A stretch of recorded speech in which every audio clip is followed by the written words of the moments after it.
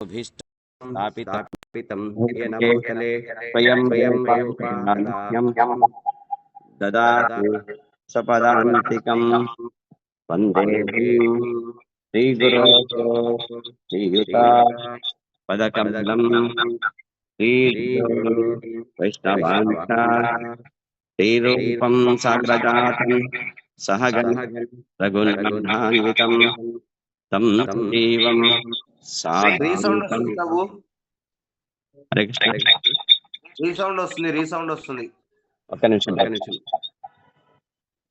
సాద్వైతం సావధూతం పరిజన సహితం కృష్ణ చైతన్య దేవం శ్రీ రాధా కృష్ణ పాదాన్ సహగణ లలితా శ్రీ విశాఖాన్వితాం చ నమో ఓం విష్ణుపాదాయ కృష్ణ ప్రేష్ఠాయ భూతలే శ్రీమతే భక్తి వేదాంత స్వామిన్ ఇతి నామినే నమస్తే సారస్వతే దేవే గౌరవాణి ప్రచారిణే నిర్విశేష శూన్యవాది पाश्चात्यादेशतारिणे नमो महावन्याय कृष्ण प्रेम प्रदायते कृष्णाय कृष्ण चैतन्य नाम्ने गौरत्से नमः नमो ब्रह्मण्य देवाय गोब्राह्मणहिताय च जगद्गताय कृष्णाय गोविन्दाय नमो नमः। हे कृष्णा करुणा सिन्धो दीनबन्धो जगत्पते गोपेशा गोपिका कान्ता राधा कांता नमोस्तुते सप्तकांचन गौरांगी राधे वृंदावनेश्वरी वृषभानुसुते देवी प्रणमामि हरिप्रिये वाञ्छाकल्पतरुभ्यश्च कृपा सिन्धुभ्य एव च पतितानां पावनेभ्यो वैष्णवेभ्यो नमो नमः। जय श्री कृष्ण चैतन्य प्रभु नित्यानंद श्री अद्वैत गदाधर श्रीवासादि गौरभक्तवृंद हरे कृष्ण कृष्ण कृष्ण हरे हरे हरे राम राम राम हरे हरे हरे कृष्ण कृष्ण कृष्ण हरे हरे हरे राम राम राम हरे हरे हरे कृष्ण।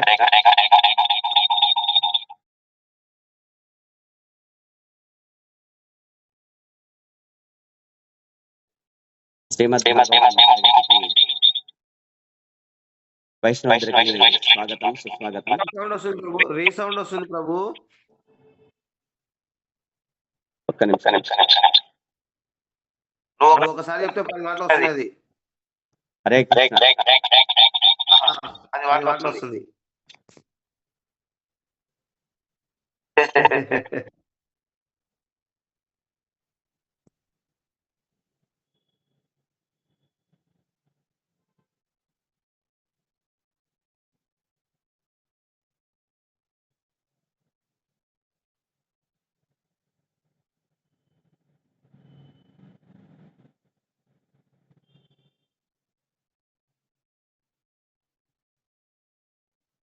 సౌండ్. హరే కృష్ణ. ఇప్పుడు సరిపోయింది ప్రభు. ఓకే ప్రభు, ఇప్పుడు ఓకే. రైట్ కృష్ణ. మళ్ళీ స్టార్ట్ అయింది. ఏమొస్తుంది? హరే కృష్ణ. మళ్ళీ అట్నే వస్తుంది. 10 మాటలు వస్తుంది ఒకసారి చెప్తే.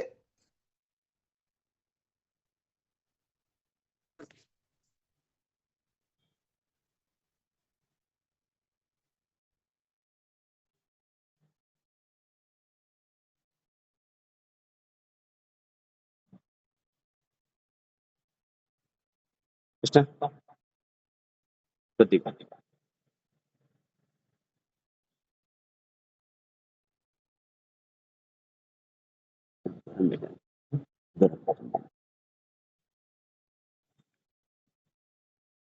హరే కృష్ణ.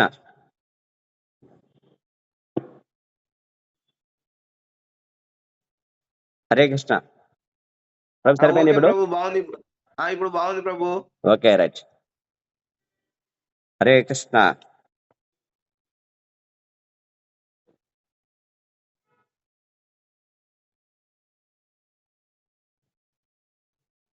హరే కృష్ణ. అర్హత లేని నాకు ఈ అవకాశం కల్పించిన పరమ గురువు పరమ పూజ్యశ్రీ జయపదక స్వామి గురువు మహారాజ్ గారికి, మరి శిక్షా గురువులైన పూజ్యశ్రీ రూపేశ్వర చైతన్య ప్రభు, పూజ్యశ్రీ వైష్ణవ ప్రభు, పూజ్యశ్రీ రఘునందన్ సేవక్ ప్రభు, పూజ్యశ్రీ వేణుమాధవ్ ప్రభు, పూజ్యశ్రీ జయగోవింద్ ప్రభు, మరి వైష్ణవాందరికను ధన్యవాద ప్రణామాలు. మరియు ఇక్కడ విచ్చేసిన ఆన్లైన్ ఆఫ్లైన్ సంబంధించిన నిత్యం భగవత్ సేవలో విచ్చేసిన భక్తులందరికీ కూడా వైష్ణవులందరికీ కూడా ప్రణామాలు. ఈరోజు 15వ అధ్యాయము ప్రియవ్రతుని వంశజుల యశో వైభవం గురించి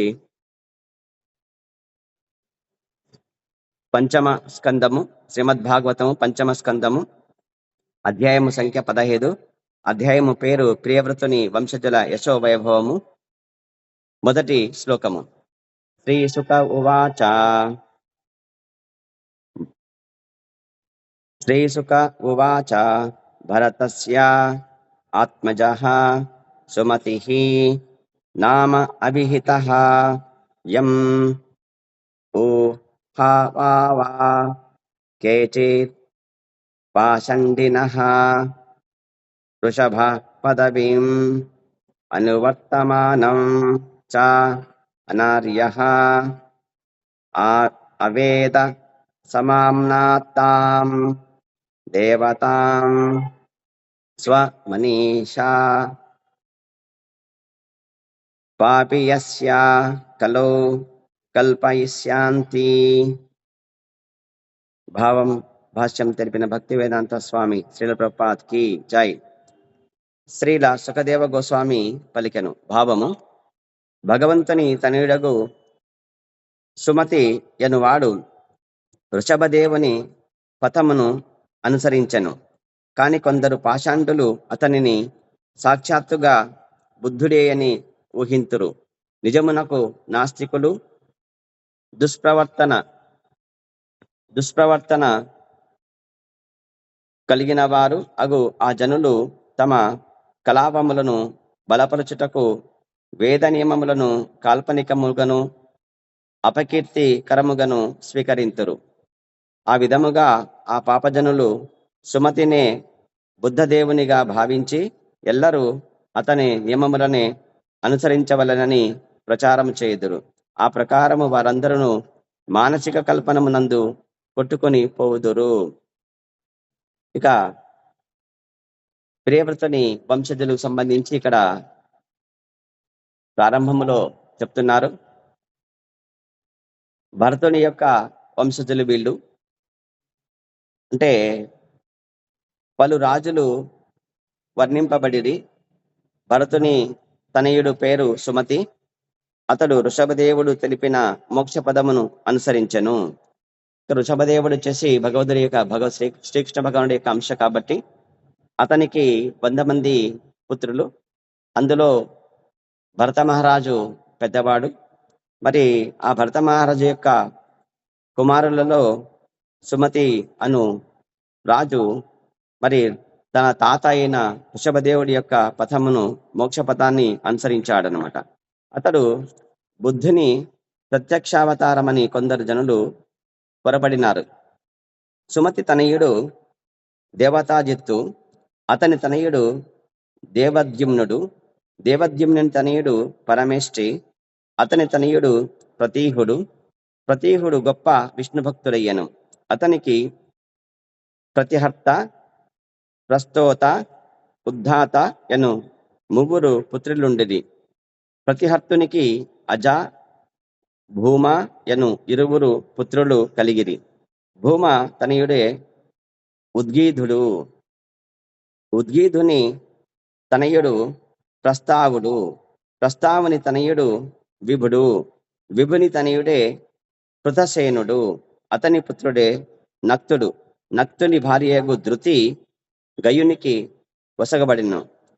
అతడే సుప్రసిద్ధ రాజర్షి అయ్యను. నిజమునకు గయుడు విష్ణు భగవానుని అంశావతారమే. మహోన్నతమగు విష్ణు భక్తి వలన అతడు మహాపురుషుడను బిరుదును పొందెను. గయునకు చిత్రరథుడు, సుమతి, అవరోధనుడు అను 3 పుత్రులుండిరి. చిత్రరథుని తనయుడు సామ్రాట్టు, అతని తనయుడు మరీచి, మరీచి తనయుడు బిందుమానుడు, బిందుమానుని పుత్రుడే మధుడు. మధుని తనయుడు వీరవ్రతుడు. వీరవ్రతునికి మంధుడు ప్రమందుడను ఇరువురు పుత్రులుండిరి. మంధుని తనయుడు భవనుడు. భవనుని సుతుడు త్వష్ట. త్వష్ట తనయుడు విరజుడు. విరజుని వలననే వంశ ప్రతిష్ట ఇనుమడించను. విరజునికి 100 పుత్రులు, 1 పుత్రిక ఉండిరి. వారిలో శతజిత్తు అను వాడు మిగుల ప్రసిద్ధుడు చెందెను. ఇక ప్రభుపాదుల వారు భావ్యం భాష్యం తెలిపిన భక్తి వేదాంత స్వామి శ్రీల ప్రభుపాద్కి జై. ఇక్కడ 1వ శ్లోకం సంబంధించి సుఖదేవ్ గోస్వామి తెలిపిన దానికి మరి ప్రభుపాదుల వారు భాష్యము చెప్తున్నారు. ఆర్యులు వేద నియమములను ఖచ్చితంగా పాటింతురు. ఆర్యులంటే ఎవరంటే భక్తి చేయువారు. వేదములో ఏదైతే వైదీ భక్తిని ఎవరైతే చేస్తారో, మరి వేదములలో శాస్త్రములలో ఏ విధంగా అయితే మళ్ళీ జీవుడి యొక్క ధర్మము జీవేర కృష్ణ నిత్యదాసహోయ్ అని చెప్పినట్టు భక్తి చేయడానికి మాత్రం ఏదైతే కార్యం చెప్పిందో ఆ కార్యాలు వేద కార్యాలు నిర్వహించే వాళ్ళని ఆర్యులు అని చెప్పి చెప్తారనమాట. కాబట్టి వీళ్ళు వేదములో శాస్త్రములలో చెప్పిన నియమాలు ఖచ్చితంగా పాటిస్తారు. కానీ నేటి కలియుగమున ఆర్య సమాజం అనేది ఒక సంస్థ పుట్టుకు వచ్చినది. అదే మనం చూస్తాం అనమాట, ఆర్య సమాజం అని చెప్పేసి. మరి ఈ ఆర్య సమాజానికి ఇక్కడ మనము సాంఘిక శాస్త్రంలో చదివింటాము. ఆ విధంగా వచ్చిన ఆర్య సమాజము నిజమైన ఆర్య సమాజం కాదని చెప్పేసి ఇక్కడ ప్రభుపాద చెప్తున్నారు. పరంపరాయుతమగు వేదసారమును వారెరుగరు. కాబట్టి ఆ సమాజం యొక్క నాయకులు ప్రామాణికులకు ఆచార్యులను నిరసింతురు. మరి అది భౌతికమైన ఒక ఆర్య సమాజం తప్ప మరి ఆధ్యాత్మికమైన వేద నియమాలు పాటించే పరంపర సంబంధించినది మాత్రం కాదు అని చెప్పేసి ఇక్కడ ప్రభుపాద చెప్తున్నారు. తామే నిజమైన వేదానుకు అనుయాయుల మనసు ప్రకటించుకొందురు. వేద నియమములను అనుసరించనట్టి ఆ ఆచార్యులు ఆర్య సమాజీయులు లేదా జైనులు అని పిలువబడుదురు. కాబట్టి ఈ బుద్ధులు, మరి బౌద్ధులు, జైనులు, మహావీరులు అని మొదలగు వారు ఎవరైతే ఉన్నారో వాళ్ళంతా వచ్చేసి మరి వేద నియమాలు అనుసరింపకనే వారి యొక్క సాంప్రదాయాలను వాళ్ళు కొనసాగిస్తున్నారు అని చెప్పేసి ఇక్కడ చెప్తున్నారు. వారికి బుద్ధ భగవానుతో ఎట్టి సంబంధము లేదు అని ప్రభుపాదులు మనకి ఇక్కడ తెలియజేస్తున్నారు. సుమతి స్వభావమును అనుసరించుచు వారు తాము వృషభదేవుని వంశజులమని పలుకుదురు.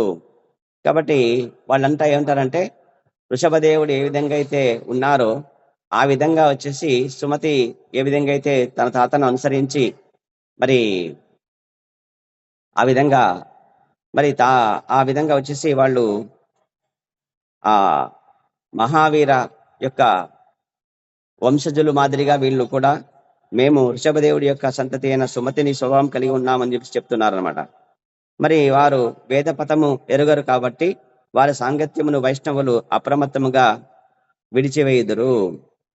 కాబట్టి వేదస్య సర్వైరహమేవ వేద్యో అని 15వ అధ్యాయము పురుషోత్తమ యోగములో 15వ శ్లోకములో సర్వైస్య చాహం హృది సన్నివిష్టో మత్త స్మృతి జ్ఞానమపోహనం చ వేదస్య సర్వైరహమేవ వేద్యో వేదాంత కృద్వేద విదేహ చాహం అని చెప్పి భగవానుడు చెప్పినట్టు శ్రీకృష్ణ భగవానుడు భగవద్గీతలో 15వ అధ్యాయం 15వ శ్లోకం నందు పలికెను. సమస్త వేదవాంగ్మయం యొక్క ఆదేశమదియే. కాబట్టి శ్రీకృష్ణ భగవానుడే వేదాలను ఎరిగిన వారు. మరి గీతలో చెప్పినదంతా వేదం యొక్క సారము. దానిని కాబట్టి గీతోపనిషత్తు అని చెప్పి అంటారు. కాబట్టి శ్రీకృష్ణుని సర్వశ్రేష్ఠత్వమును ఎరుగజాలని వారిని ఆర్యునిగా స్వీకరింపబడరు. కాబట్టి శ్రీకృష్ణుని సర్వశ్రేష్ఠత్వమును ఎవరైతే అంగీకరింపారో మరి అట్టి వారిని మనము ఆర్యులుగా అంగీకరింపబడరాదు. మనము ఆర్యులుగా అంగీకరించాము అని చెప్పి ప్రభువులు ఇక్కడ చెప్తున్నారు. శ్రీకృష్ణుని అవతారమగు బుద్ధుడు భాగవత ధర్మ ప్రచారినికే ఒక ప్రత్యేకమగు విధానమును అనుసరించను. కాబట్టి శ్రీకృష్ణుడి యొక్క అవతారమైన బుద్ధుడు ఏం చేశారంటే భాగవత ధర్మ ప్రచారానికి ఒక ప్రత్యేకమైన విధానంను అనుసరించినాడు. అది కేవలము నాస్తికులకే బోధ గావించెను. కాబట్టి అది ఎవరు చెప్పాడంటే నాస్తికులకు బోధించాడు అక్కడ. కాబట్టి నాస్తికులకు భగవంతుడు అవసరం లేదు కాబట్టి భగవంతుడి యొక్క లీల అదంతా కృష్ణుడి యొక్క లీల. ఈ కృష్ణ భగవానుడి యొక్క అవతారాలు ఏవైతే ఉన్నాయో మరి ఇవన్నీ వచ్చేసి సర్వకారణ కారణం శ్రీకృష్ణ భగవానుడే. అక్కడ ఏం చేస్తున్నారంటే పశువు యొక్క బలులు, జంతు బలులు ఎక్కువ చేస్తున్నారు. ఇక్కడ వేద శాస్త్రములలో ఉండే యజ్ఞములు ఏవైతే ఉన్నాయో యజ్ఞం చేయటం ద్వారా మరి మానవులకు సౌండ్ తక్కువ చేయండి.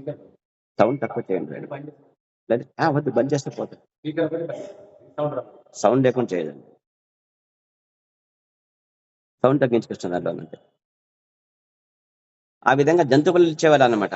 యజ్ఞయాగాదులు చేసేసి మరి స్వర్గం లభిస్తుంది యజ్ఞం చేసిన వాళ్ళకి జంతు బలి ఇస్తే అని చెప్పేసి ఆ విధంగా మాంసం తినడానికి అలవాటు పడిన బ్రాహ్మణులు చేశారంటే ఆ విధంగా కర్మకాండ భాగాన్ని ఎక్కువ తీసుకురావడం వలన, జంతు బలులు ఎక్కువ చేయడం వలన ఆ జీవకారుణ్యం పైన కృష్ణుడే మరి బుద్ధావతారాన్ని ఏర్పాటు చేసి నాస్తికులకు యజ్ఞము లేదు, స్వర్గము లేదు, వేదములు లేవని చెప్పించాడు అనమాట.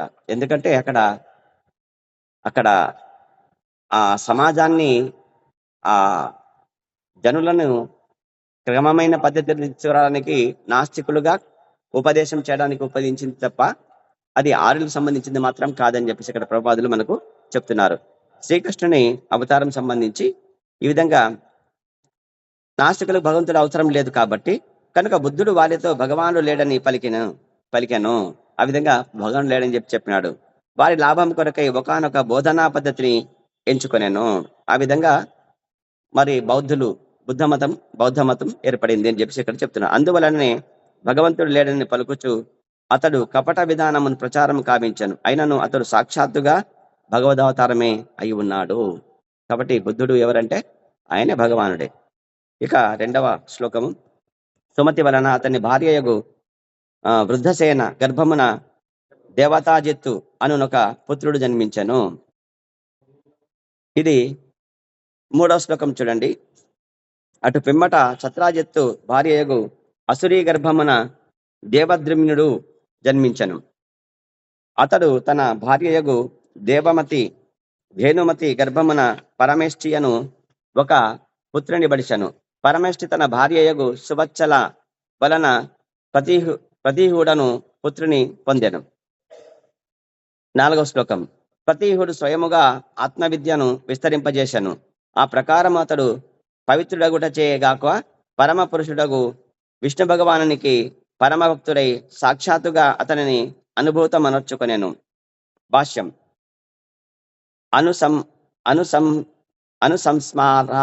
అనుసంస్మార అను పదం ఇచ్చట ప్రధానమైనది. భగవద్భావన ఎనున్నది ఊహాత్మకమో మానసిక కల్పనమో కాదు. విశుద్ధ భక్తుడైన వాడు భగవంతుని యథాతథముగా అనుభూతము అనర్చుకొనను. ప్రతిహుడు అట్లే వనర్చియుండెను. విష్ణు భగవానుని ప్రత్యక్షానుభూతి వలన అతడు ఆత్మవిద్యను వ్యాప్తి కావించి ప్రచారకుడయ్యను. నిజమైన ప్రచారకుడు ఎన్నడూను భూటకపు వ్యక్తి కారాదు కూడా. మొట్టమొదట అతడు విష్ణు భగవానుని యథాతథముగా అనుభూతం ఉనర్చుకొనవలెను. భగవద్గీత 4వ అధ్యాయము 34వ శ్లోకం ఎందు చెప్పినట్టు, ఉపదేక్షంతి తే జ్ఞానం జ్ఞానినా తత్వదర్శినః అంటే ఎట్టి గురువుని మనం తీసుకోవాలని చెప్పేసి అక్కడ చెప్పడం జరిగింది. కాబట్టి 4వ అధ్యాయము 34వ శ్లోకం అక్కడ తద్విద్ధి ప్రణిపాతేన పరిప్రశ్నేన సేవయా ఉపదేక్షింతే జ్ఞానం జ్ఞానినా తత్వదర్శినః అని చెప్పేసి శ్రీకృష్ణ భగవానుడు చెప్పాడు. కాబట్టి భగవానుడు ధృవపరచబడినట్టు తత్వదర్శనం కావించిన వాడే జ్ఞానమును పొసగలడు. కాబట్టి ఆత్మజ్ఞానము, తత్వం, భగవత్ తత్వము, విష్ణు తత్వము, కృష్ణ భగవానుడి యొక్క తత్వాన్ని ఎవరైతే అర్థం చేసుకుని ఉంటారో అట్టి గురువును మాత్రమే మనము మరి సేవించి మరి ఆయన యొక్క ఆజ్ఞానుసారం మనము జీవించి మనము అతని ద్వారా మనము మరి భగవంతుని యొక్క తత్వాన్ని అర్థం చేసుకోవాలి. ఎవరంటే దేవాది దేవుడు శ్రీకృష్ణ భగవానుడు అనే తత్వాన్ని మనము తెలుసుకోవాలి అని ఇక్కడ చెప్తున్నాడు. అదే ఆత్మతత్వము. కాబట్టి ఈ విధంగా తత్వదర్శనులైన గురువులను ఎవరైతే మరో ఆధ్యాత్మిక గురువుగా చేసుకుంటారో వాళ్ళు ఖచ్చితంగా ముక్తిని, భగవంతుని చేరుదురు అని చెప్పేసి చెప్పడము ఇక్కడ చెప్తున్నాడు. అందుకే పూర్ణ పురుషోత్తముడుగు భగవానుని పరిపూర్ణముగా అనుభూతము అనర్చుకొనిన వారినే ఆత్మదర్శి అను పదము సూచించును. కాబట్టి ఆత్మదర్శి అంటే ఎవరంటే, ఆత్మ అంటే ఇక్కడ చాలా చాలా అర్థాలు ఉన్నాయి. ఆత్మ అంటే నేను అని, ఆత్మ అంటే జీవాత్మ అని, ఆత్మ అంటే పరమాత్మ అని. అలాగే ఈ ఆత్మ ఎవరిది అంటే పరమాత్మ యొక్క అంశ. కాబట్టి పరమాత్మ ఎవరంటే ఇక్కడ బ్రహ్మము, పరబ్రహ్మము, భగవానుడు అని చెప్పినట్టు భగవానుడే చివరగా శ్రీకృష్ణ భగవానుడు అని చెప్పేసి ఏదైతే ఆత్మదర్శులు ఎవరైతే ఉంటారో అట్టి గురువు యొక్క సేవలో ఉంటారు, వాళ్ళే భగవానుడి యొక్క పూర్ణత్వమును పడిసిన వారు అని చెప్పేసి ఇక్కడ ప్రభుపాదులు చెప్తున్నారు అన్నమాట. గీతలో చెప్పిన శ్లోకానికి 4వ అధ్యాయము 34 శ్లోకం సంబంధించి అట్టి మహనీయుడే గురువుగానే వైష్ణవ సిద్ధాంతమును ప్రపంచమంతటను ప్రచారము అనర్చగలడు. కాబట్టి ఆ గురువు ఎవరంటే భగవంతుడి యొక్క, కృష్ణ భగవానుడి యొక్క తత్వాన్ని ఎవరైతే ప్రపంచమంతా ఆ సిద్ధాంతాన్ని ప్రచారం చేస్తారో వారే నిజమైన గురువు, వారే నిజమైన వైష్ణవులు అని చెప్పేసి ఇక్కడ చెప్పడం జరిగింది ప్రభుపాదులు. ప్రామాణికులకు ప్రచారకులకు గురువులకు ప్రతీహుడు ఒక చక్కని దృష్టాంతము. కాబట్టి ఇక్కడ ఎవరైతే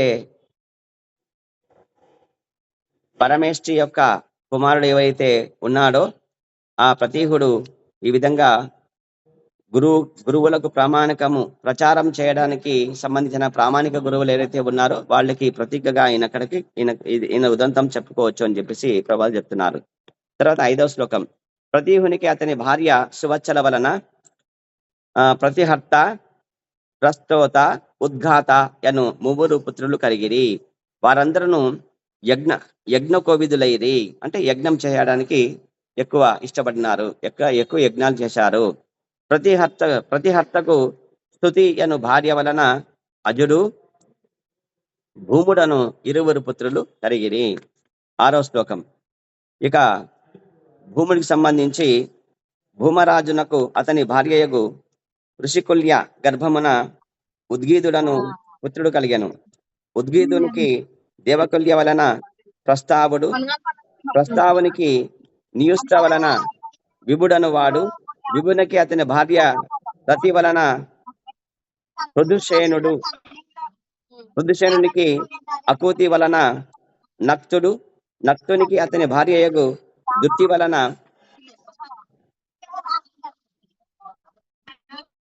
మహారాజు గైడు జన్మించను. గైడు సుప్రసిద్ధుడు, పుణ్యచరితుడు అయిన గైడు రాజర్షులలో శ్రేష్ఠుడు. విశ్వపోషణకు ఉద్దేశింపబడిన విష్ణువు మరియు అతని అంశలు సదా విశుద్ధ సత్వమును నెలకొనియుందురు. విష్ణు భగవానుని అంశ అయిన కారణమున గైడు కూడా విశుద్ధ సత్వగుణ స్థితిలో నెలకొనియుండెను. తత్కారణమున అతడు దివ్యజ్ఞాన సమన్వితుడై ఉండి మహాపురుషుడని పిలువబడెను. ఇతను గైడ్ అంటే గయోపాఖ్యానం సంబంధించిన గైడు కాదు, ఈయన వేరు. కాబట్టి భాష్యం చెప్తున్నాడు ప్రభుపాదుల వారు, భగవదవతారములు పెక్కు కలవని ఈ శ్లోకమును బట్టి గోచరించుచున్నది. కొన్ని అవతారములు విష్ణు భగవాని అంశలు కాగా కొన్ని ప్రత్యక్ష విస్తారములై ఇండును. దేవదేవుని ప్రత్యక్ష అవతారములైన అంశ లేదా స్వమంశ అని పిలువబడును. అయితే అవతారాంశము మాత్రము కళయని పిలువబడును. విభిన్నాంశములైన జీవజాలము కళలలోనికి వత్తురు. వారు జీవతత్వములలో జమకట్టబడిరి. విష్ణు భగవాని ప్రత్యక్షావతారములైన వారు విష్ణుతత్వములని పిలువబడుదురు. వారే కొన్ని మార్లు మహాపురుష నామములతో తెలియబడుదురు. శ్రీకృష్ణ భగవాని మరి యొక్క నామము మహాపురుషుడు కనుకనే భక్తుడు కొన్ని మార్లు మహా పౌరుషికుడని పిలువబడును. కాబట్టి మహాపురుషుడు ఎవరంటే శ్రీకృష్ణ భగవానుడు. ఆ శ్రీకృష్ణ భగవానుడి యొక్క భక్తుడు ఎవరైతే ఉంటారో అతను ఏమంటారంటే మహా పౌరుషికుడని కూడా అంటారు అని చెప్పేసి ఇక్కడ ఈ శ్లోకంలో 7వ శ్లోకంలో చెప్తున్నారు. ఇక 8వ శ్లోకం సంబంధించి చెప్తున్నారు. ఇక్కడ గైడు సంబంధించి చెప్తున్నారు. మహారాజు గైడు ప్రజలకు పూర్తి రక్షణము కల్పించిరి. కాబట్టి తన తాత ముత్తాతలు ఏ విధంగా అయితే పరిపాలన చేసినారో ఆ విధంగా గైడు అనే మహారాజు మరి ఎంతో పూర్తి రక్షణ ప్రజలకు కల్పించినాడు. అవాంఛిత శక్తుల వలన వారి ధన సంపత్తులకు ముప్పు వాటిల్లకుండగా చేశాను. కాబట్టి అవాంఛిత శక్తులు ఎవరైతే ఉన్నారో మరి చోరులు, దొంగలు, దోపిడీ చేసేవాళ్ళు, మరి ఇక బలహీనులు ఎవరైతే ఉంటారో బలవంతుల నుంచి రక్షణ కల్పించడము అనే రక్షణ కల్పిస్తూ మరి అవాంఛితమైన శక్తులు ఏవైతే ఉన్నాయో వాటి నుంచి మరి వారి యొక్క ప్రజల యొక్క ధనము మరియు సంపత్తులకు ముప్పు కలగకుండా ఆయన రక్షించినాడు. ప్రజలందరకు తగినంత ఆహారము లభించినట్లుగా అతడు చూశాను.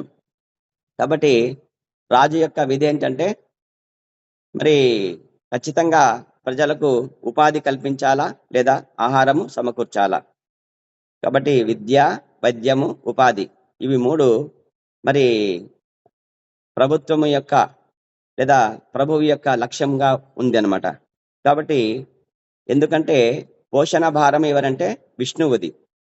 సృష్టికర్త బ్రహ్మ అయితే పోషించేవారు ఎవరంటే విష్ణువు, లయం చేసేవారంటే శివుడు. కాబట్టి రాజు ఎవరంటే భగవంతుడి యొక్క అంశ కాబట్టి అతను పోషణ భారం ఆయనకుంది కాబట్టి ఆ విధంగా ఆహారమును సమకూర్చినాడు.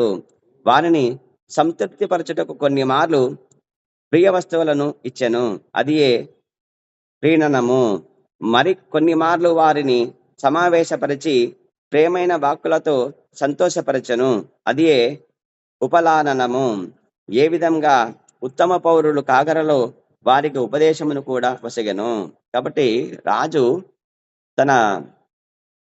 తమ ప్రజలని కన్నబిడ్డల్లాగా చూసుకోవాలి శాస్త్రం చెప్తుంది. కాబట్టి మన బిడ్డలని మన పుత్రులను మన సంతానాన్ని మనం ఏ విధంగా అయితే వారికి బుజ్జగిస్తూ మంచి మాటలు ప్రేమగా చెప్తూ మరి వారిని దగ్గరికి తీసుకోవాలి. కొన్నిసార్లు వాళ్ళు చేసే మంచి పనులకి వాళ్ళకి బహుమతులు ఇచ్చేసి వాళ్ళ పుట్టినరోజు కావచ్చు ఇటువంటివి సందర్భాల్లో కూడా వాళ్ళకి అటువంటి బహుమతులు ఇచ్చి వాళ్ళని సంతోష పెట్టాలి. కాబట్టి ఈ విధంగా కూడా రాజు ఇక్కడ ఈ గైడు మహారాజు గైడు ఆ విధంగా చేస్తున్నాడని చెప్పి ఇక్కడ చెప్తున్నారు అన్నమాట. కాబట్టి గైని రాజ్య పరిపాలన వ్యవహారము ఆ రీతిగా ఉండెను. వీనితో పాటు అతడు గృహస్థునిగా అన్ని గృహస్థ ధర్మములను పాటించను. ఇక గృహస్థాశ్రమ ధర్మం ఏదైతే మరి భగవానుడు ఏర్పాటు చేశాడో చాతుర్వర్ణం మయా సృష్టం గుణకర్మ విభాగశః అని చెప్పేసి, కాబట్టి వర్ణాశ్రమ ధర్మాలు ఏదైతే ఉన్నాయో వర్ణాలు వచ్చేసి మరి ఆశ్రమ ధర్మాలు వచ్చేసి ముఖ్యంగా గృహస్థాశ్రమ ధర్మము ప్రమోత్కృష్టమైనది. మరి బ్రహ్మచర్య ఆశ్రమము, తర్వాత వనప్రస్థ ఆశ్రమము, తర్వాత సన్యాస ఆశ్రమము, ఈ 3 ఆశ్రమాలను పోషించే బాధ్యత గృహస్థకు ఉంది. కాబట్టి గృహస్థాశ్రమ ధర్మాన్ని చాలా చక్కగా పాటించినాడు ఇక్కడ ఈ మహారాజు గైడు. అనేక యజ్ఞములను నిర్వహించి అతడు విశుద్ధ భక్తుడైండెను. కాబట్టి యజ్ఞాచరణం కూడా మరి పండితులను పోషించాలి, బ్రాహ్మణులను పోషించాలి. కాబట్టి వాళ్ళను ఊరికే పోషించడానికి వీల్లేదనమాట. శాస్త్రబద్ధంగా వాళ్ళకి ఏం చేయాలంటే యజ్ఞం చేయని చెప్పేసి వాళ్లకు పని కల్పించాలా. కాబట్టి ఆ విధంగా వచ్చేసి ఖచ్చితంగా యజ్ఞం చేయాలి. ఎందుకంటే మరి యజ్ఞం వలన వర్షము వలన అన్నము సమకూరును, అన్నము జీవులకి ప్రాణాధారము అని చెప్పేసి భగవంతుడు కృష్ణుడు చెప్పాడు. కాబట్టి ఆ విధంగా మరి అన్నం సమకూర్చాలంటే జీవుడు దేహంలో నిలిచి ఉండాలంటే ఆహారం అవసరం అంటే మరి పంటలు పండాలంటే వర్షం అవసరము. మరి వర్షం రావాలంటే ఈ ఇవైతే ఇవి ఈ విధంగా వచ్చేసి దేవతలతో మనము యజ్ఞం ద్వారా వాళ్ళని మనము ఒకరికొకరు ఇచ్చి పుచ్చుకోవాలన్నమాట. మనం హవిస్సు అర్పిస్తే వాళ్ళు మనకు మంచి గాలి, మంచి నీరు, మంచి పంటలు ఇవన్నీ మనకు సమకూరుస్తారనమాట. కాబట్టి ఇవన్నీ భగవంతుడు ఏర్పాటు చేశారు కాబట్టి ఆ విధంగా విశుద్ధ భక్తుడైపై యజ్ఞాలు కూడా చక్కగా భగవంతుడు చెప్పినట్టు చేస్తూ ఉన్నాడు. రాజుగా ప్రజలందరకు సమస్త సౌకర్యములను సమకూర్చినందున అతడు మహాపురుషుడని పిలువబడెను. కాబట్టి మహాపురుషుడు అంటే ఎవరు? శ్రీకృష్ణ భగవానుడు. కాబట్టి ఈ విధంగా కూడా భగవంతుడి యొక్క ప్రతినిధి కాబట్టి కృష్ణ భగవానుడు ఏవైతే చేస్తాడో అవన్నీ ఇక్కడ ఈయన చేయగలిగాడు భక్తుడు కాబట్టి. అందుకే అటువంటి వాళ్ళని ఏమంటారు? మహాపౌరుషికుడు అని చెప్పేసి అంటారు అనమాట. కాబట్టి గయుడు అనే మహారాజు మహాపౌరుషికుడు. ఇక భాగవతులు ఇక గృహస్థ ధర్మములను చక్కగా నిర్వర్తించిన అతడు అంత్యమున గొప్ప భగవద్భక్తుడయ్యాను. కాబట్టి గృహస్థ ఆశ్రమము అని చెప్పేసి అంటాము. అంటే బ్రహ్మచర్య ఆశ్రమము, గృహస్థ ఆశ్రమము, వనప్రస్థ ఆశ్రమము, సన్యాస ఆశ్రమము. ఆశ్రమము అంటే ఏంటంటే భక్తికి అనుకూలమైన ప్రదేశము, స్థానము అని అర్థం అనమాట. కాబట్టి ఆ స్థానము, ఆ బ్రహ్మచర్య ఆశ్రమము అంటే ఆ బ్రహ్మచర్య స్థానములో ఉండి ఆ పరిస్థితిలో ఉన్నప్పటికీ కూడా మనము భక్తియుక్త సేవ, భక్తి, భగవంతుని యొక్క సేవ, భక్తి చేయాలా అని ఉద్దేశం అంతే. కాబట్టి బాల్యం అంటే బ్రహ్మచర్యాశ్రమము 25 సంవత్సరాల వరకు మనం భక్తి చేయకుండా ఉండాలని మాత్రం కాదు, కేవలం చదువుకోవాలని మాత్రం కాదు. చదువుతో పాటు విద్యాభ్యాసంతో పాటుగా భక్తిని కూడా మనము నెరవాలి, పాటించాలి. కాబట్టి ఆశ్రమం అంటే ఏంటంటే భక్తికి అనుకూలమైన ప్రదేశము. కాబట్టి ఆ ఆ కాలము ఏదైతే ఉందో 25 సంవత్సరాల కాలంలో వచ్చేసి ఖచ్చితంగా మనము భక్తిని పాటించాలి. కాబట్టి ఆ విధంగా గృహస్థ ఆశ్రమము అంటే ఏమిటంటే ఇక్కడ గృహస్థగా భక్తిని కూడా చేస్తాడనమాట. వ్రతములు, యజ్ఞములు, యాగములు ఇవన్నీ చేస్తాడు. ఇవన్నీ భక్తినే. కాబట్టి ఆ విధంగా వచ్చేసి యజ్ఞము, దానము, తపస్సు ఇవి 3 ఖచ్చితంగా చేయాలని చెప్పి కృష్ణ భగవాన్ చెప్పాడు. కాబట్టి అందరూ చేయాల్సిందే ఇవన్నీ. కాబట్టి కానీ ముఖ్యంగా యజ్ఞము, దానము, తపస్సు ఎవరు చేస్తారంటే గృహస్థ చేస్తారనమాట. దానం చేయడానికి ధనం అవసరం కాబట్టి గృహస్థ దగ్గర ఉంటుంది. బ్రహ్మచారి దగ్గర ఉండదు, సన్యాసి దగ్గర ఉండదు, వానప్రస్థాశ్రమంలో ఉండే వాళ్ళ దగ్గర ఉండదు. కానీ వాళ్ళు కేవలం భక్తి మాత్రం చేస్తారు. వాళ్లకు భక్తి చేయడానికి అవసరమైన సదుపాయాలు కూడా ఈ గృహస్థనే సమకూర్చాల. కాబట్టి అది ధర్మం అది. కాబట్టి ఇక్కడ చెప్తున్నాడు, అందుకే గృహస్థ ధర్మము చక్కగా నిర్వర్తించిన అతను అంత్యమున గొప్ప భక్తుడయ్యాను, భగవద్భక్తుడయ్యాను. కాబట్టి ఆ విధంగా ఆయా ఆశ్రమాలలో మనం భక్తిని చేసేప్పుడు మాత్రమే భగవంతుడి భక్తుడుగా అవుతాం. అంతేకాని ఏ గృహస్థ ఆశ్రమం లేదు సన్యాసాశ్రమంలో మాత్రమే భక్తుడు కావాలని మాత్రం నియమం లేదు అని ఇక్కడ ప్రభువు చెప్తున్నారు. భాగవతులను సదా గౌరవించుచు అతడు భక్తియుక్త సేవా తత్పరుడై ఉండెను. భాగవతులు అంటే భగవంతుడి యొక్క భక్తులు. భాగవత సిద్ధాంతాన్ని అనుసరించే వాళ్ళని భాగవతులు అంటారనమాట. భాగవతం, శ్రీమద్ భాగవతంలో ఏదైతే ఉందో మరి ఆ భాగవత ధర్మాన్ని ఎవరైతే అనుసరిస్తూ ఉంటారో అంటే వాళ్ళంతా ఎవరంటే భగవంతుని యొక్క భక్తులు. భగవంతుడు అంటే ఎవరు? కృష్ణుడు. కృష్ణ భక్తులను ఏమంటారంటే భాగవతులు అంటారనమాట. అటువంటి భాగవతులని ఆయన భక్తియుత సేవా తత్పరుడైన అంటే వాళ్ళకి భక్తితో సేవ చేయడానికి ఆ విధంగా ఆయన చేసిన వారైనారు అని చెప్తాడు. కాబట్టి భాగవతులను సదా గౌరవించుచు అతడు భక్తియుత సేవా తత్పరుడయ్యను.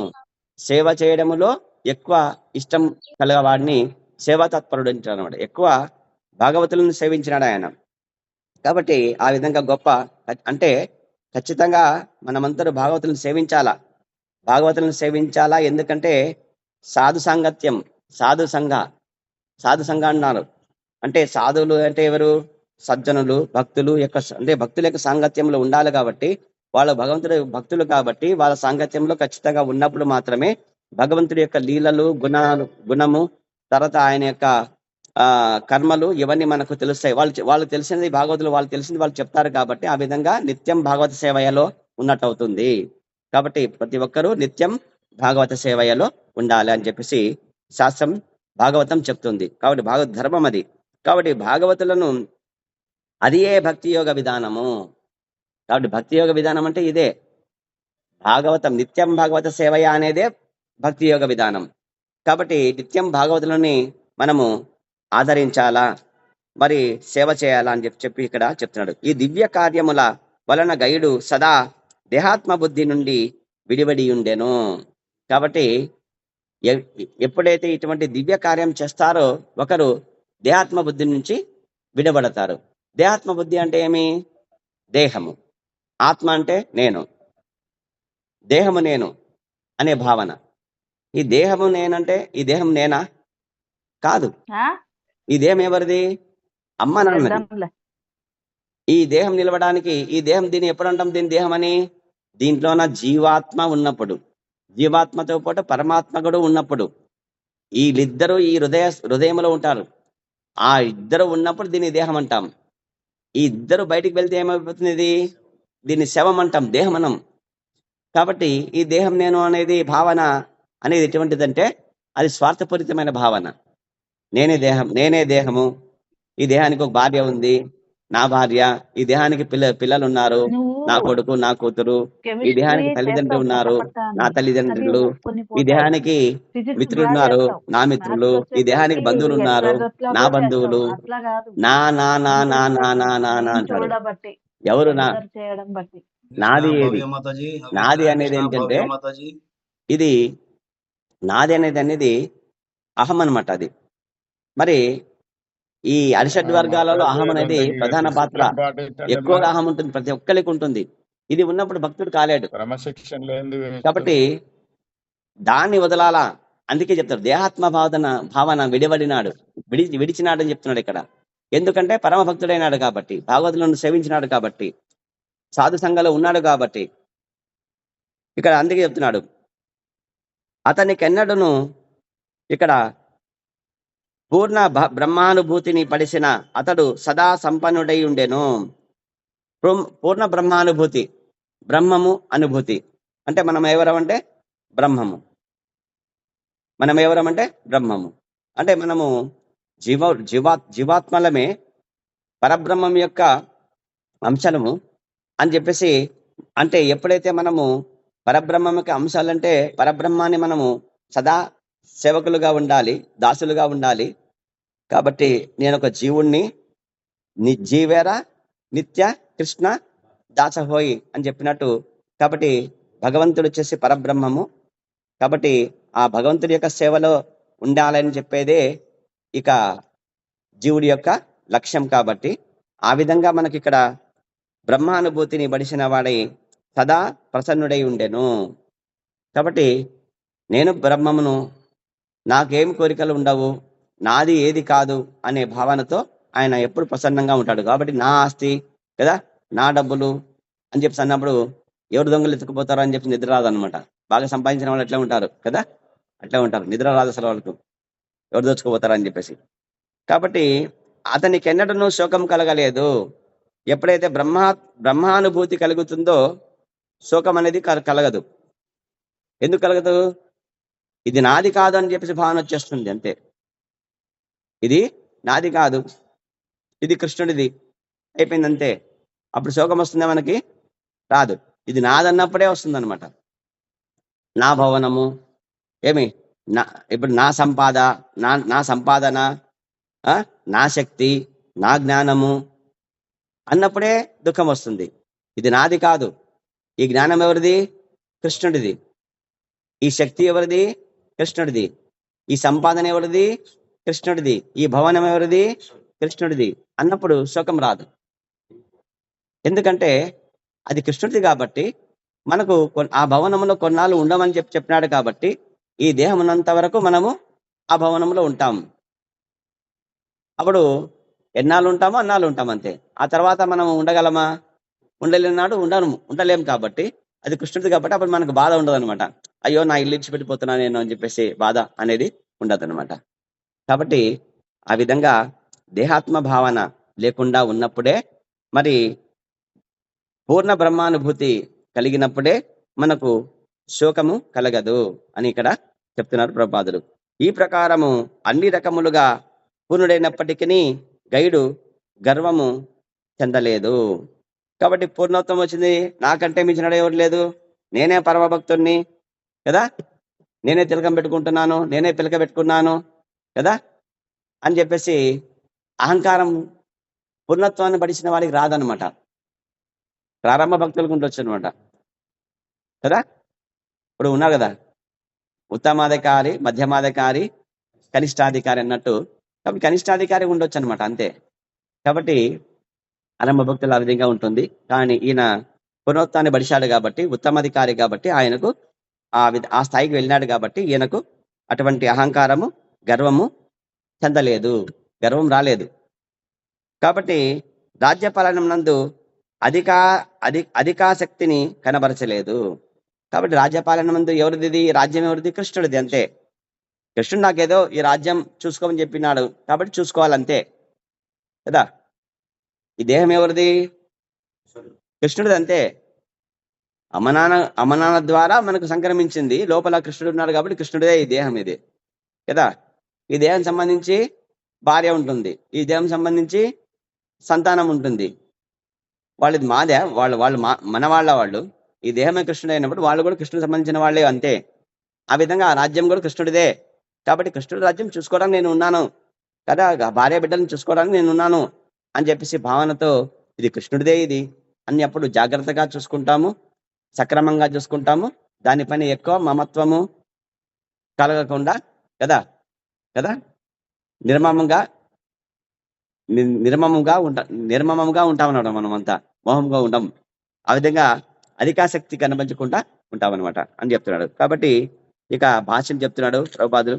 భగవద్గీత యందు శ్రీకృష్ణ భగవానుడు తెలిపినట్లుగా ఆ దేవదేవుడు ధరణిపై అవతరించినప్పుడు సాధువులను రక్షించుట, దుష్కృతులను అంతమొందించుట అనేది 2 కార్యములు కలిగి ఉండును.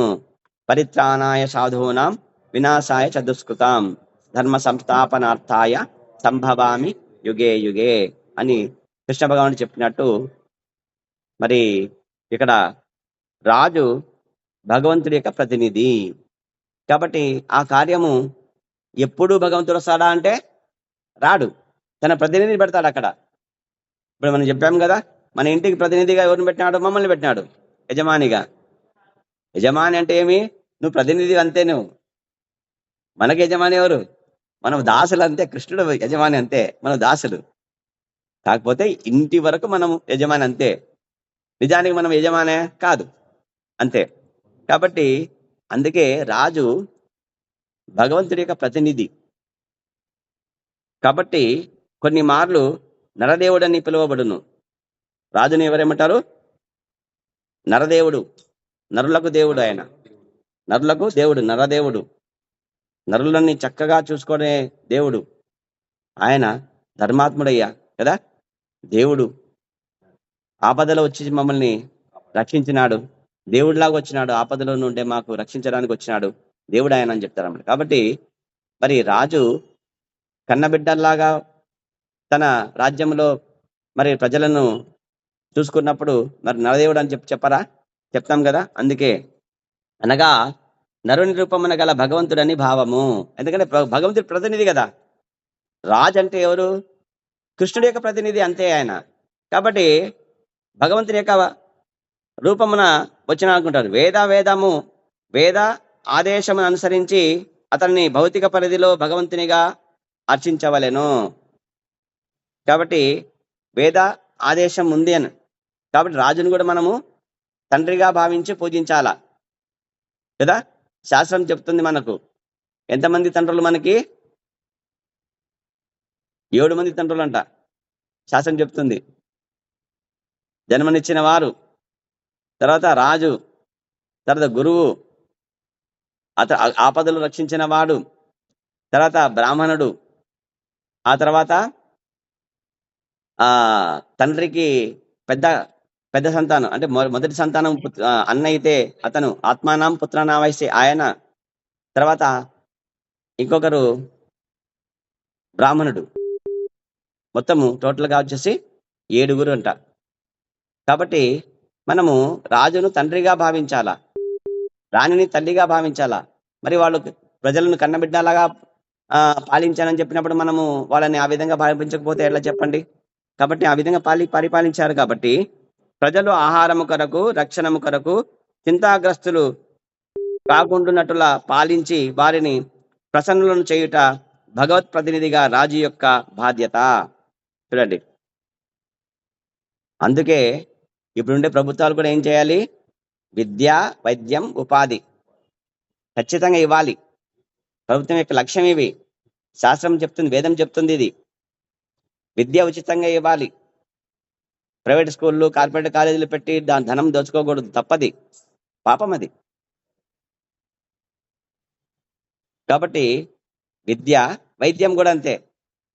ఉచిత వైద్యం ఇవ్వాలి, ప్రామాణికమైన వైద్యం ఇవ్వాలి, ప్రామాణిక శాస్త్రం విద్య ఇవ్వాలి. తర్వాత ఉపాధి, ఉద్యోగం ఇవ్వాలి. దేశము, రాజ్యం సుభిక్షంగా ఉండాలంటే దేశమంటే మట్టి కాదోయ్, దేశమంటే మనుషులై అని గురజాడ చెప్పినాడు కదా. దేశం అంటే ఏమి? మట్టినా? చెట్లు, పుట్టలు, కొండలు కదా, అడవులు, నదులు ఇవేనా దేశం అంటే? కాదండి. గృహాలు ఉంటాయి, గృహాల్లో మనుషులు ఉంటారు, ఆ మనుషులే దేశం అంటే. మరి వారి యొక్క బాధ్యత పరిపాలకుడుగా, అంటే ఒక ఇంటిలో తండ్రిగా ఆ ఇంట్లో ఉండే పిల్లలను చూసుకునే బాధ్యత ఎవరిది? తండ్రిది కదా. అదే విధంగా రాజంటే మొత్తం తన రాజ్యంలో ఉండే అన్ని ఇండ్లకు తండ్రి ఆయనే. ఆ ఇంట్లో ఉండే ప్రతి ఒక్కరి యొక్క విద్య, వైద్యము, ఉపాధి చూసుకోవాల్సిన బాధ్యత ఆయనది. ఆ విధంగా ఆయన చేయడానికి శక్తి లేనప్పుడు వదులుకోవాలంతే తప్ప ఆ విధంగా చేయడానికి మాత్రం లేదు. శాస్త్రం ఒప్పుకోదు. కాబట్టి వేదానుసారము చెప్తున్నాడు, భగవత్ ప్రతినిధి రాజు కాబట్టి రాజు యొక్క బాధ్యత ఏంటంటే ప్రజల లాభం కొరకు, ప్రయోజనం కొరకు రాజు సమస్తమును అందజేయును. కాబట్టి ఇక చెప్తున్నాడు, ప్రజలకు ఆహారం ఎవరు సమకూర్చాలా? రాజు. వాళ్ళు వ్యవసాయం చేయని చెప్పేసి వాళ్ళకు క్షేత్రాలు ఇవ్వడం, వ్యవసాయ క్షేత్రాలు ఇవ్వడము, దానికి సంబంధించిన అన్ని సదుపాయాలు ఏర్పాటు చేయడము. కాబట్టి మరి మనుషుల్ని ఏర్పాటు చేయడము. మరి వైశ్యులు అంటే వాళ్ళే కదా కదా బ్రాహ్మణ, క్షత్రియ, వైశ్య, శూద్ర అని 4 వర్ణాలు పెట్టాడు కృష్ణుడు. గీతలో చెప్పినాడు. బ్రాహ్మణ అంటే ఎవరు? బాగా శాస్త్రం చదివి ఈ విధంగా చెప్పేవాళ్ళు అనమాట. తెలియని విషయాలను, వేదంలో ఉండే విషయాలని, భగవంతుడి గురించి చెప్పేవాళ్ళని బ్రాహ్మణ అంటాం అంతే. కొంతమందికి బాగా చదివే ఇష్టం ఉంటుంది, వేదాలు బాగా అధ్యయనం చేసే, శ్లోకాలు బాగా నేర్చుకునే వాళ్ళు ఉంటారు, కాబట్టి వాళ్ళు బ్రాహ్మణ అని చెప్పినారు. కొంతమందికి అది చేత కాదు, లీడర్షిప్ క్వాలిటీస్ ఉంటాయి అనమాట. కాబట్టి క్షత్రియను లీడర్షిప్, కాబట్టి నువ్వు రాజుగా పనికొస్తావు కృష్ణ, నువ్వు రాజు అయిపోని చెప్పినాడు. ఎవరు చెప్పేవాడు ఇవన్నీ? గురుకులంలో 5 ఏళ్ల బాలుడుగా గురుకులానికి మమ్మల్ని పంపించినప్పుడు గురుకులంలో ఉండే గురువు నిర్ణయించేవాడు నీవు ఏ వర్ణం వాడు అని చెప్పి. అంతేకాని కులాలు లేవండి. మధ్యలో కలియుగం కాబట్టి స్వార్థపరులు కొంతమంది కులాలు ఏర్పాటు చేస్తున్నారు. మతాలు లేవు, కులాలు లేవు. నీకు పంటలు, ఇది వృక్షాల పైన, ఆ పంటల పైన బాగా జ్ఞానం ఉంటే నువ్వు వైశ్యవర్ణం, నువ్వు బాగా వ్యవసాయం చేసుకోపో అని చెప్పినాడు గురువు, చెప్తాడనమాట. ఇంకా ఏది చేత కాదు, మందబుద్ధి, నువ్వు తింటావు పడుకుంటావు నువ్వు, కాబట్టి నువ్వు వీళ్ళందరికీ సేవ చేయను అంతే. సేవ చేసి వాళ్ళు ఇచ్చే ఏదైతే భత్యం ఉందో ఆ భత్యం, జీతభత్యాలు తీసుకొని జీవించను అని చెప్పాడు అనమాట. అది శూద్ర అంటే. కాబట్టి ఆ విధంగా రాజు ప్రజలకు ఆహారము కొరకు, రక్షణము కొరకు చింతాగ్రస్తులు కాకుండానట్లు పాలించాలి. ఆహారం ఇవ్వాలి, ఖచ్చితంగా ఇవ్వాలి.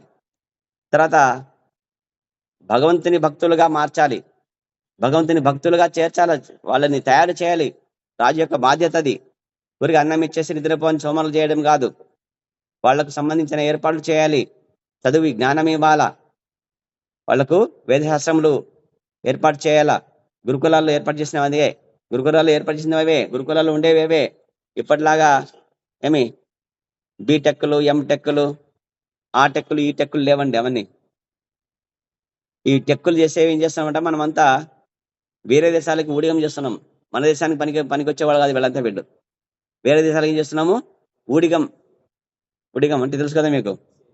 ఆ దాని నుంచి మనకు ప్రయోజనం ఏమి ఉండదు, అయితే కొద్ది డబ్బు మాత్రమే వస్తుంది అది.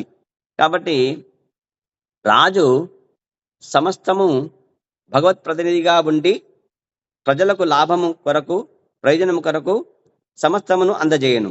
అందులకై అతడు వారిపై పన్నులను కూడా విధించును. కాబట్టి ధనం కావాలి కదా కొద్దిగా పనులు చేయడానికి. పాఠశాల విద్య అంటే పాఠశాల గురుకులాలు పెట్టాలా. మరి గురువులకి అక్కడ ఆ పిల్లలు ఏం చేస్తారు, ఏదో భిక్షాటన చేస్తారనుకో, ఇంకా కొంత అవసరాలు ఉంటాయి కాబట్టి వాళ్ళ సంబంధించిన దానం ఏర్పాటు చేయాలా. లైవ్ ఇది ఇస్కాన్ అయిపోయింది ఒక లాస్ట్ ప్యారేజ్. రాజు కాబట్టి భగవద్గీత ఈ విధంగా వచ్చేసి చేయాల్సిందే ఆయన. కాబట్టి వాళ్ళకి ఆహారం ఏర్పాటు చేయాలి, రక్షణకు చేయాలా. రక్షణ రాజు యొక్క బాధ్యత కదా. వేరే దేశంలో ఏం చేస్తాడు, ధనం దోచుకుపోతాడు. బలహీనలైతే మన దేశంలో ఉండే కదా ఆ ప్రభుత్వ కారాగారాన్ని అదే ఆ ధనాగారాన్ని కొల్లగొట్టేసి ఉండదని దోచుకొని పోతే ఎట్లా. కాబట్టి రక్షణ చేయాలా, బలహీనులను బలవంతుల నుంచి రక్షించాలా. దొంగలు ఉంటారు, చోరులు ఉంటారు, చోరులు జారుల నుంచి రక్షించాలా. ఇవన్నీ రాజు యొక్క పరిపాలనలో బాధ్యత అన్నమాట.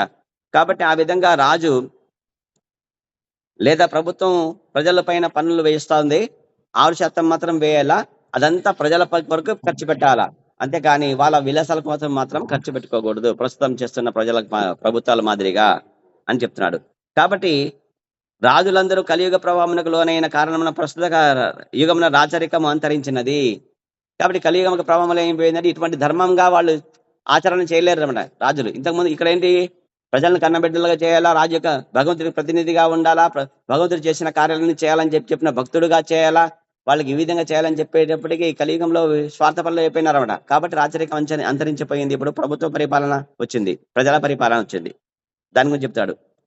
కానీ పూర్వము శ్రీరామచంద్రుడు ఏ విధంగా చేసినాడు చెప్పండి. రామరాజ్యం చెప్పినామా లేదా? ఇప్పటికీ అంటాము కదా రామరాజ్యం.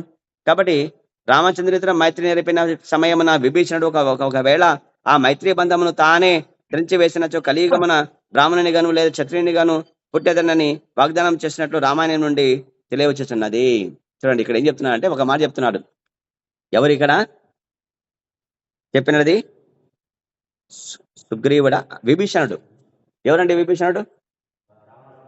రావణాసుని తమ్ముడు కదా. ముగ్గురు వీళ్ళు అన్నదమ్ములు, వీళ్ళు ఇద్దరు కదా, ముగ్గురు అన్నదమ్ములు వీళ్ళు కదా, రావణుడు, కుంభకర్ణుడు, విభీషణుడు. విభీషణుడు మొట్టమొదటే వచ్చేస్తాడు అక్కడి నుంచి వదిలేసి, రామభక్తుడు కాబట్టి వచ్చి రామునికి శరణు పెడతాడు.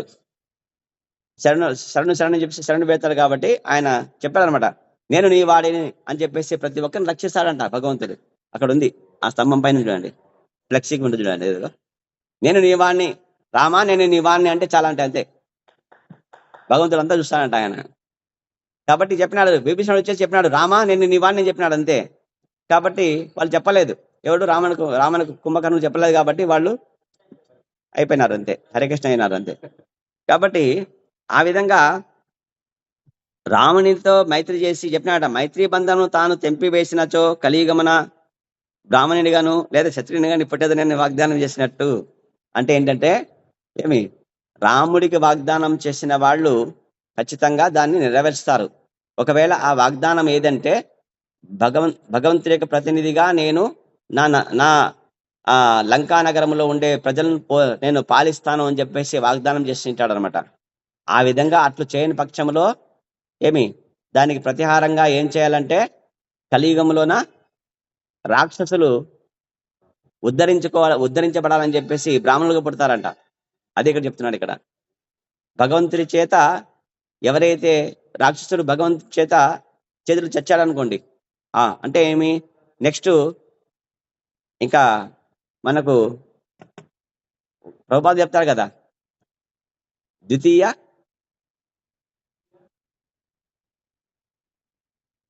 ఇంకొకటి అవకాశం, ద్వితీయ అవకాశం. కృష్ణ ద్వితీయ అవకాశం డైరెక్ట్ గా రాక్షసుడిని చంపిన వెంటనే నేరుగా పంపాడు వైకుంఠానికి. ద్వితీయ అవకాశం ఇస్తాడనమాట, మరి బ్రాహ్మణ జన్మగా ఇస్తాడనమాట. కాబట్టి కలియుగంలో వచ్చేసి చాలా మంది వచ్చేసి జన్మ తీసుకోవడానికి ఉత్సాహపడతారనమాట. ఎందుకు ఉత్సాహపడతారంటే గనక వీళ్ళంతా అనమాట, వీళ్ళంతా రాక్షసులంతా ఎవరైతే కృష్ణుడి చేతులు చనిపోయినంటారో వాళ్ళంతా ఇప్పుడు కలియుగంలో వచ్చి బ్రాహ్మణులుగా పుడతారో వాళ్ళంతా వాళ్ళు బ్రాహ్మణులుగా. ఎస్, కాబట్టి ఇక్కడ వీళ్ళు సేవ్ చేసుకోవాలన్నమాట. లేదా క్షత్రియుడుగా బ్రాహ్మణుడు లేదా క్షత్రియుడు. క్షత్రియుడు ఏం చేయాలి? ఇక్కడ పరిపాలన చేయాలా, ప్రజలను కనబిడ్డలు చేసుకోవాలా, ఈ సేవ చేయాలా. ఈ విధంగా పుట్టేదనని వాగ్దానం చేసినట్లు రామాయణం నుంచి మనకు తెలియవచ్చినది. అనగా విభీషణుడు సూచించినట్టు ఈ కలియుగమున బ్రాహ్మణులు క్షత్రియులు ఇరువురును ఘోరమైన స్థితి ఎందున్నారు.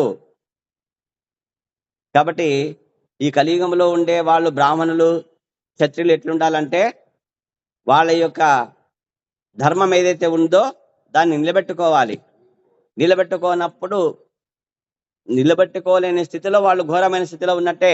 అవునా కాదు చెప్పండి? బ్రాహ్మణుడు ఏం చేయాలి? ధర్మాన్ని బోధించాలా. కానీ ఆ బ్రాహ్మణుడికి ధర్మాన్ని బోధించడానికి ఆయనకి పూట గడుస్తుందంటే గడవదు. కాబట్టి ఇప్పుడు ప్రభుపాదులు చెప్పినట్టు ఘోరమైన స్థితి అవుతుందా కాదు చెప్పండి? ధర్మం చెప్తే ఎవరు వింటారు చెప్పండి?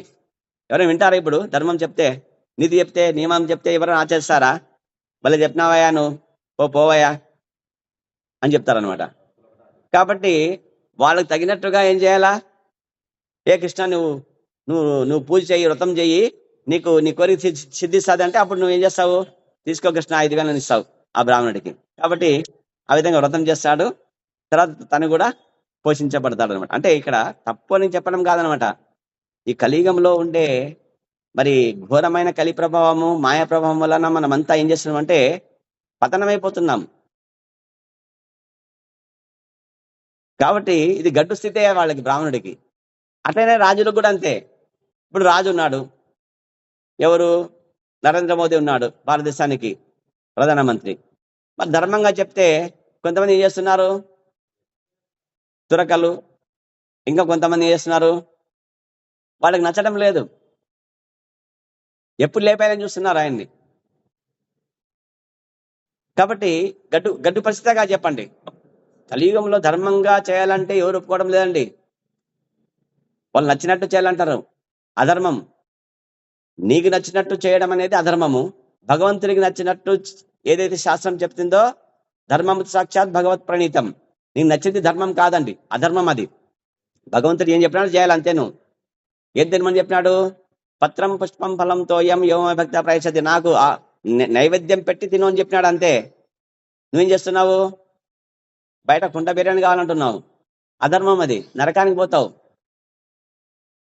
నీకు నచ్చింది కాదు నువ్వు చేయాల్సింది, కృష్ణుడు చెప్పింది చేయాలి, అంతే నువ్వు ఇక్కడ. కాబట్టి గడ్డు స్థితి ఎవరికి?